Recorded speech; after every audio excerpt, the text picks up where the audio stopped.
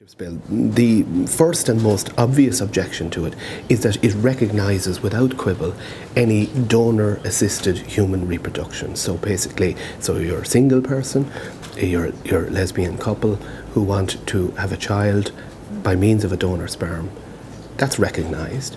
Not only is that... Should that not be... Well, look at what it involves. If the lesbian couple could bring that child up in a loving, caring relationship where the child's welfare is taken care of in all aspects of their welfare. This is the Beatles line, all you need is love, but you need more. You actually need to find out in what situations can you give the best options, the best experience of kinship, of genetic ties. I mean, look at the amount of emotional heartbreak in the lives of people who are trying to make contact with their genetic parents or their birth mothers, for example.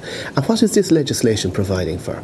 This legislation is providing that if you were brought into the world by a donor sperm, the government's idea of your human rights is that you will find out that your father someday you'll find out that your father was Hans from Denmark, okay?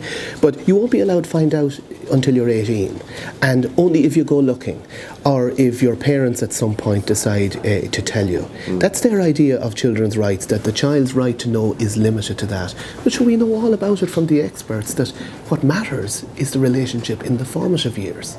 So this is a way of bringing a child into the world to meet the desires of adults who, of course, want to love a child, but you are depriving upfront and in advance the child of their right to the society and love of their own genetic parent.